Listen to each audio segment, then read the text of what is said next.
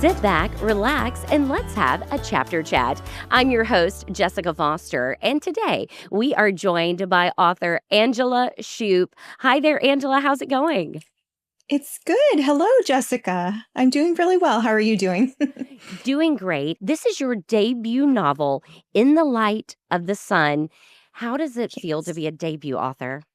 It is wonderful. It's kind of a surreal experience, but it's been a very long road. So I am very, very grateful to be here. And again, it's very surreal. So yeah. And this has actually been quite a journey because you started this many years ago, right? That's correct. That is correct. Yeah, I've had this story kind of percolating inside I feel like I've carried it around since I was very young. I heard these stories that were told by my mom and my aunts, the stories inspired by their lives. And I didn't actually start writing it until about 2015 and then started, seeking publication for it. So started doing some research back in 2012, but not full time. But obviously it's 2025 now. So it's been a very long road. So I'm very excited to be here. Yeah. And I know that everyone is going to enjoy this book. I know that I did. So let's give our listeners a little synopsis of In the Light of the Sun. Yes, absolutely. Yeah. In the Light of the Sun, it's the story of two sisters, the Grassi sisters, who are both aspiring sopranos. And the younger sister, Karamina, is in the Philippines with their family in Florida Blanca. And she is getting ready to pursue her dream of going to Italy and to voice train there.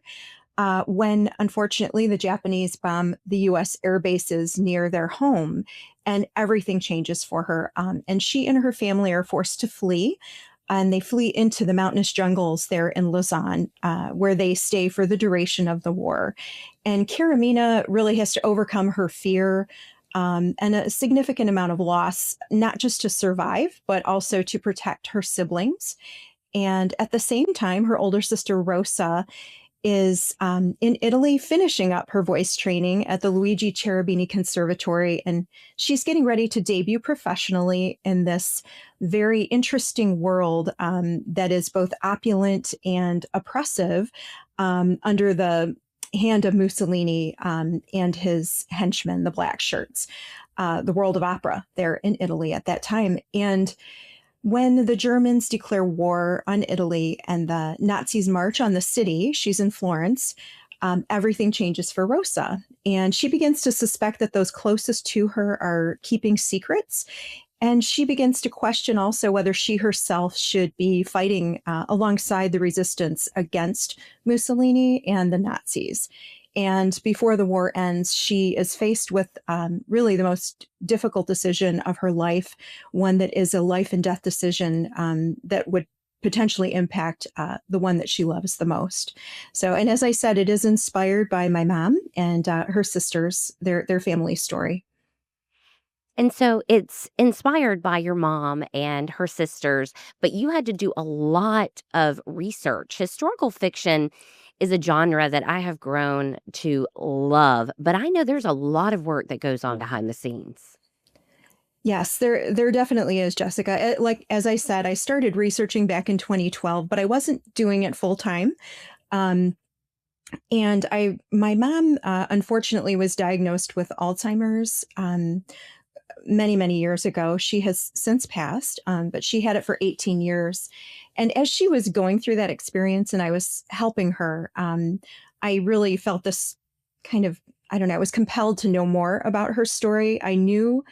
Um, I knew what happened, some of what happened, but I really wanted to know more and I was curious. So I reached out to my aunts and started out interviewing them, asking them questions about their life during the war and growing up, and specifically about my mom.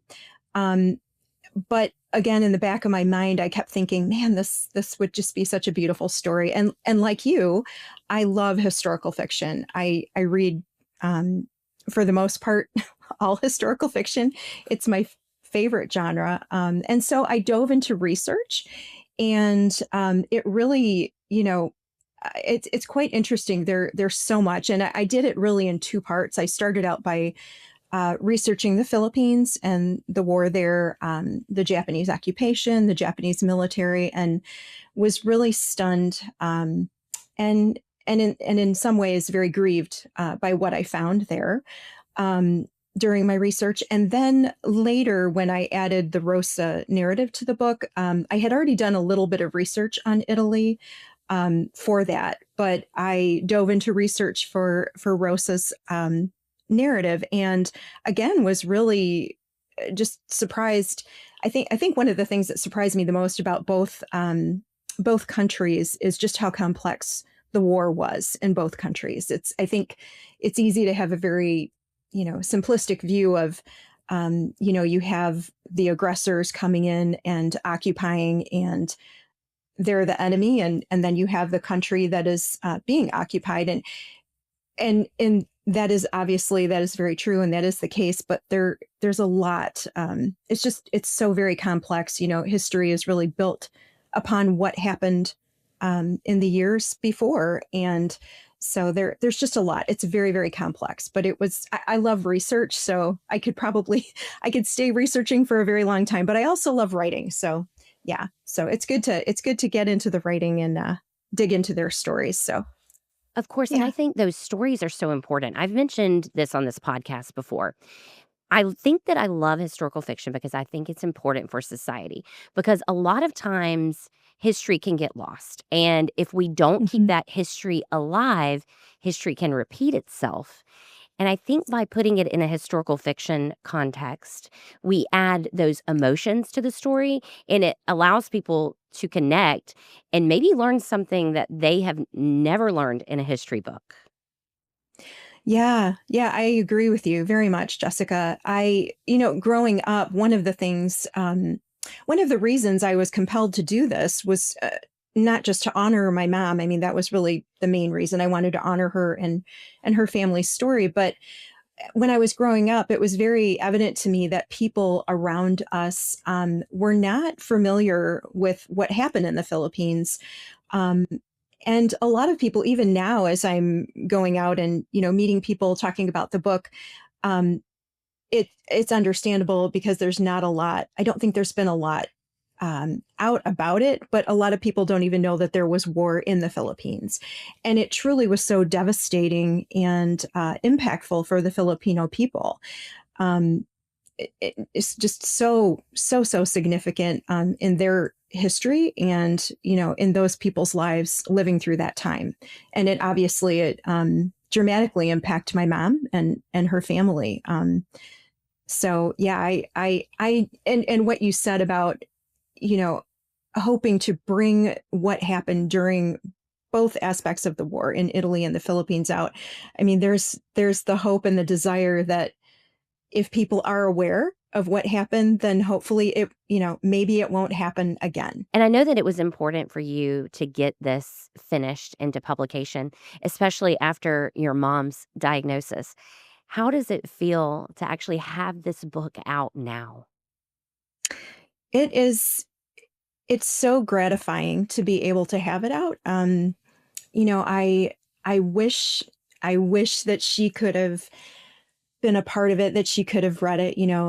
I had my aunts, sadly, they have all that generation, they have all passed now.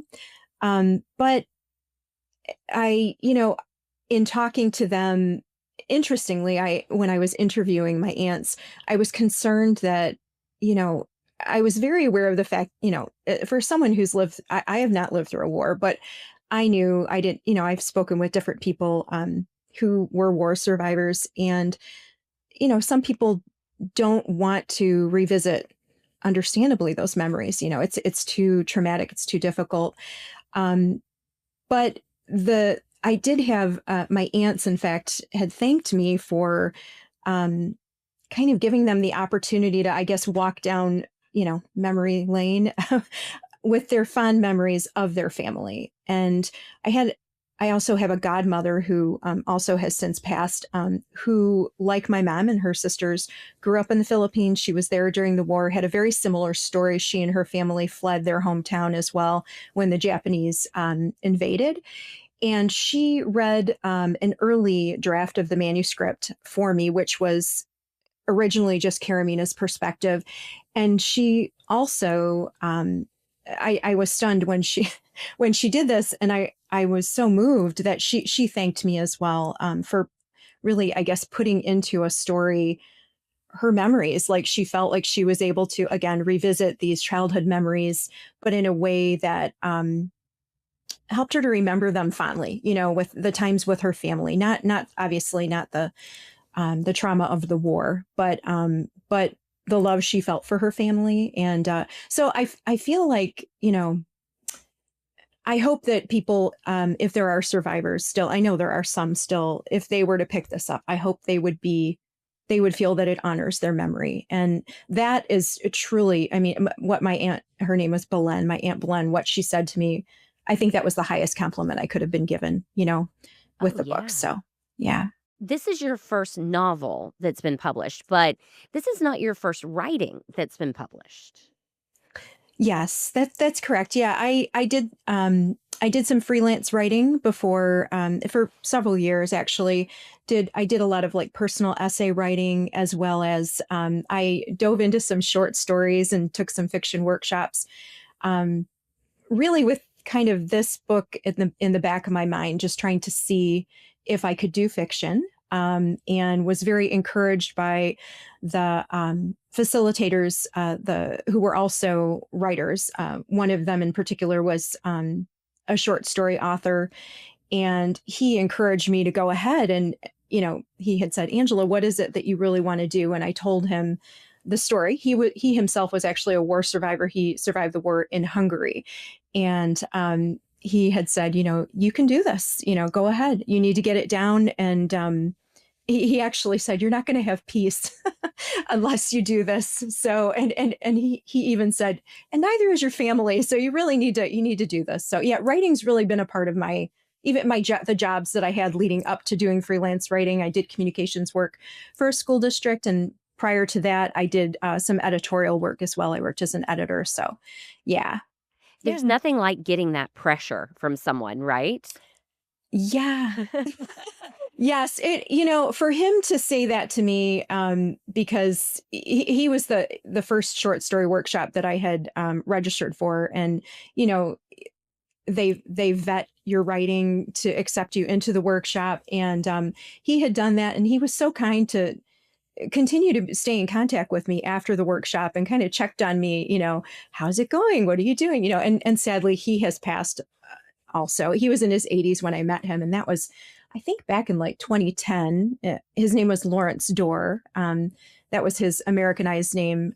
His Hungarian name is János Shumjen, but he's just a wonderful writer and just a wonderful man as well. So I'm very, very grateful to him for giving me that push, you know, and encouragement. So Of course. And when you actually get to this point where you've been published, you can look back and you see every person that was put in your path that helps make this mhm. happen.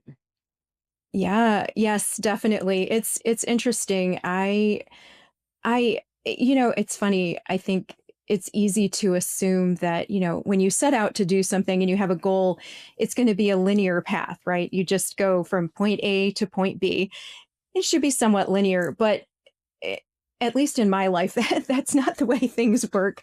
It's kind of a very jagged zigzag, you know, line to get to where, you know, I'm hoping to go and fortunately the book did, you know, has happened.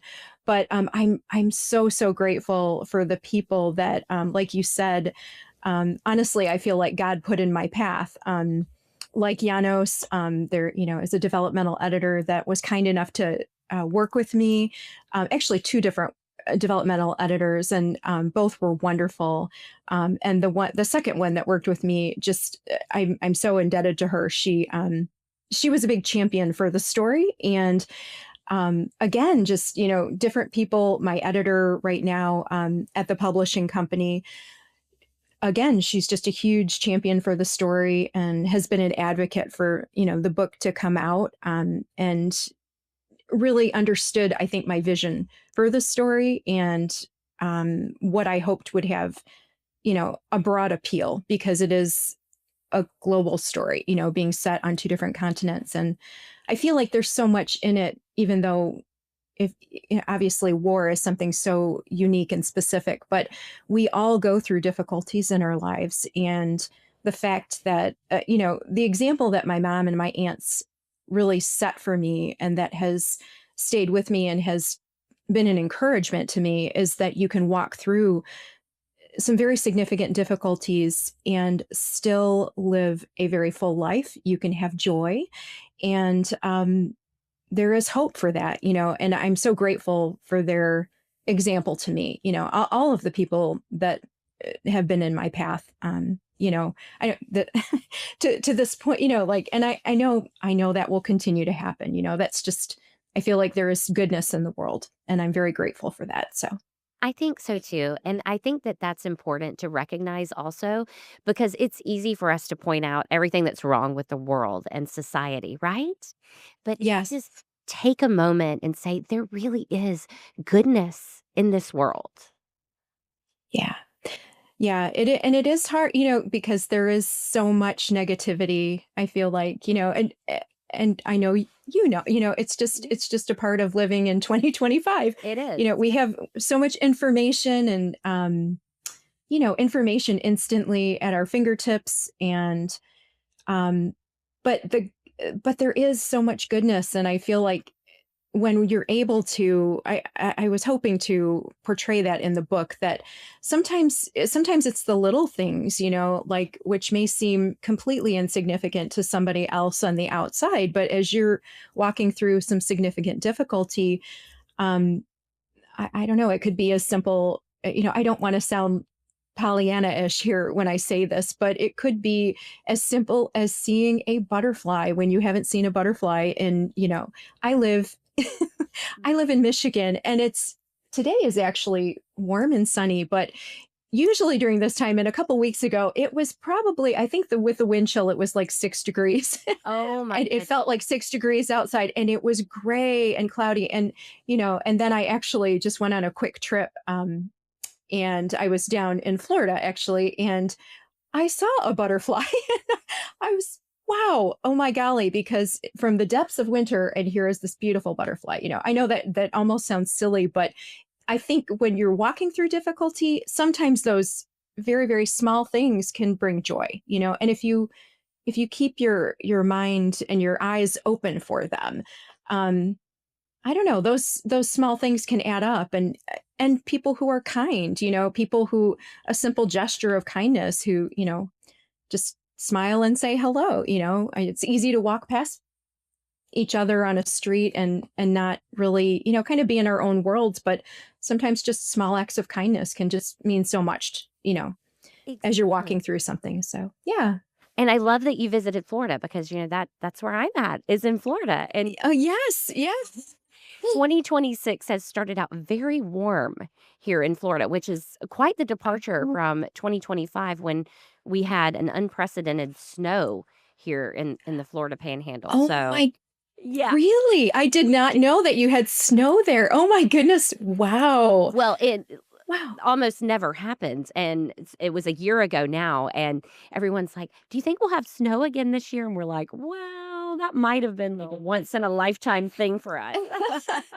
That's so amazing. That's so unique, Yeah. Wow. It I really can was. imagine. We had a lot of joy from that for sure. Oh, absolutely. I understand that. Actually, I have a lot of family that has moved south, because the winters, I think they're just tired of the winters, and so, which I understand. And one of my sister loves the snow. She absolutely loves the snow. So she was here when it was cold, and we had quite a bit of snow, and it did not bother her one bit. It was quite beautiful. I will say the snow it is quite beautiful. It's peaceful. I think it actually has kind of a almost a silencing effect, when you're walking out it's beautiful when you're out in the I live not too far from a metro park with woods, and there's a Oh, chain of wow. lakes there. So it is really pretty. And so when there is, fresh snowfall and you're walking outside, it is very peaceful. So I do understand that. So I'm sure. I'm sure. Well, let's talk a little bit about what you've learned in this process. Releasing your first novel, I know that there were a lot of twists and turns along the way. It was quite a process. So, if you had advice for people who maybe want to write a book one day, what have you learned? What advice could you give them? yeah, I would say, um, first of all, I would say the same thing that Lawrence uh, Dorr said to me, which is if you have a story that is on your heart and it just does not let you go, get it down on the page. You need to write it. And you can't do anything until you have it down on the page. You need to get it down on the page. So do that, go ahead. And you really, in one sense, I will say you need to, look for people who have done this before. People, like I mentioned, going to a writer's workshop, a couple different ones. And that was so helpful to me, not only to learn craft, but to have the encouragement of other people walking alongside you and people who've gone before you. Because it is a long road to publication. If you're seeking to be traditionally published, and there is quite a bit of rejection, and that is fairly normal. That's a very common thing. And you need to have those people kind of in your corner to encourage you along the way. So I would say, go ahead and do it, persevere, get the writing down and seek out opportunities to grow. I feel like, obviously the book is published and I'm so grateful, but I feel like writing is something I'm going to continue learning, the craft of writing as I go, for as long as I write. So you can continue to improve. So I would say go ahead and get writing and seek out those opportunities because they will definitely benefit you. That really is great advice. And are you already working on your next project?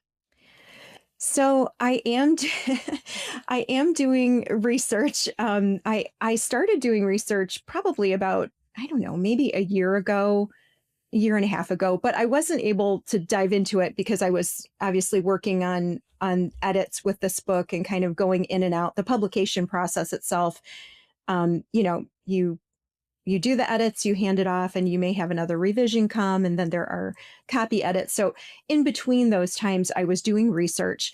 Um, I do have a story in mind. I have a little bit of it worked out. I have not started writing it yet. And I have quite a bit of research to do before I do that. So I'm really kind of itching to get back into that and to get writing again. So and it will be again similar to this book, family inspired. It's going to be set back in time, however, which is one of the reasons why I'm there's quite a bit of research to do. So yeah, I'm excited about it. I don't really want to say too much because hasn't come to be. So once I get more, I think further along that path, maybe I'll be able to share a little bit more about it. But I am excited about it. So yeah. But right now, you're busy getting In the Light of the Sun out, letting people know that this book is out now. And it is a treat. I do encourage everyone to read it. Oh, thank you. Thank you so much, Jessica. Thank you. And I have to say, I'm enjoying that. I actually last night I met with my very first book club, and it was so much fun. It was so much fun, and oh my goodness, these ladies were wonderful. So, and I'm looking forward to doing that more. I am open to meeting with book clubs virtually, or if they're close enough, geographically, being able to do that in person too. So, but yeah, I'm trying to take advantage of those opportunities as they come and seek them out. And I'm so grateful for you having me on. This is such a treat to get to talk to you, Jessica. Thank you. Of course, of course. And book clubs, I encourage everyone, if you are not involved in a book club, get involved in a book club. Angela, I have to tell you, this whole podcast came about because I started a book club. 4 years ago, Wow. yeah, 4 years ago, I had a New Year's resolution to read more because I realized that I was just so busy in my life. I wasn't reading for fun anymore. I thought, you know what? Let's start a book club in the community for our viewers. And it was the Chapter Chat Book Club, and it became popular, and it's just grown and grown. It's grown into a book drive where we get books for kids in the community, and then now it's expanded to this podcast. So it just shows you the power of reading and how it helps bring communities together. Yeah, that is such a beautiful story. I love that, Jessica. Oh my goodness, I love that. Yeah, I agree. I mean, what a wonderful thing to be able to do that and bring the community together like that. Yeah, that's wonderful. Yes. Yeah. So if people are listening and you've never joined a book club, I encourage you to join a book club because you're going to make friends. You're going to read things that maybe you wouldn't have picked up for yourself, too. I think that's another aspect of it. Yeah. Yeah, definitely getting to read something outside of maybe the genre that you normally read and being exposed to some really wonderful writing and wonderful stories, right? Yeah, I agree. So, Angela, what message do you have to readers out there before we go today? Just the idea that, again, like, if you are walking through a difficult time, um, there is hope. There is hope. And I just encourage people to look for the good. Obviously, all circumstances are not good, but there is good out there. And, you can have a full life.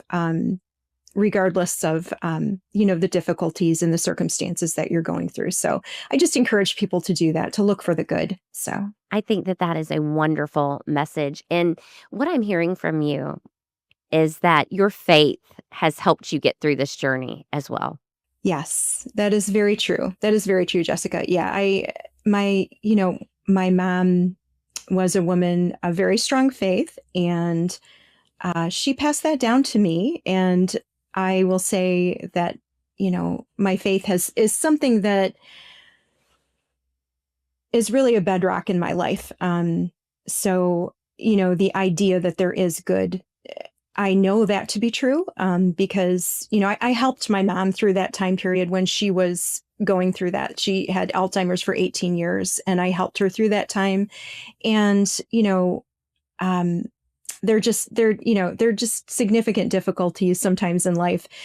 And my faith has carried me through that, so there really is hope and there is goodness. And I'm truly so grateful, honestly, to God for that, because in talking about the direction, how I mentioned, things, you'd think things would be somewhat linear, but they're not, at least in my experience. But I'm always so surprised, I think, when I see, oh, there's a door that opens here, and it's not something that I even knew was a possibility, or, that existed. And I'm so amazed and surprised and so grateful, So yeah, I mean, if you're walking through difficulty, there is hope. There is hope. So, and I am very, very grateful. I've seen that in my own life. I was actually talking to my family not too long ago about how we could see how God has ordered our steps along the way to get us to where we are now.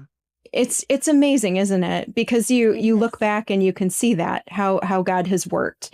I feel very strongly that that is true. I yeah, I haven't shared this. I have a daughter. I have two kids, but I have a daughter who has special needs, and she is just wonderful, and she is a joy in my life.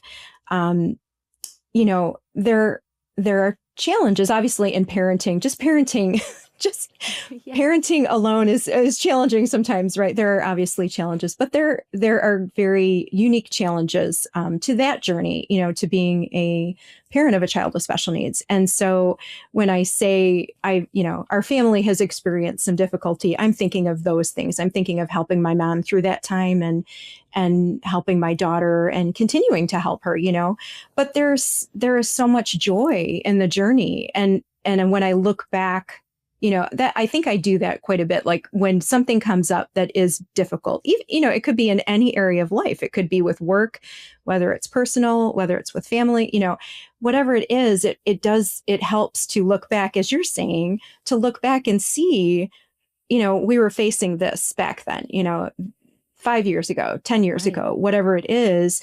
And to say, oh, I see how God brought us through that. And I can see, people can account for it however they want, but I'm convinced, I know that it is God that brought us through that.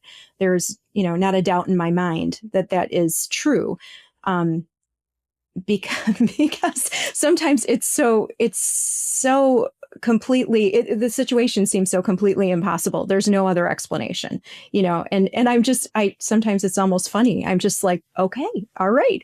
Wow. And I'm just very grateful, so yeah, it's helpful to do that, to look back. Yeah. It is, and Yeah. and Angela, I can relate to that as well. Many things in my life. I'm a cancer survivor, went through infertility, but now have a beautiful daughter through adoption, and, you know, you couldn't get through any of those things without your faith Yes. and without God. So, I love being able to talk to you about that. Absolutely. And to share this Oh, this beautiful story. I know that you have made your family proud with this. So, thank you for being vulnerable and talking us through this today. It was such a joy. oh my goodness. Thank you so much, Jessica. This has been such a pleasure talking to you. I've truly, thank you. Very grateful. This You're has so been lovely. Thank you. Yes.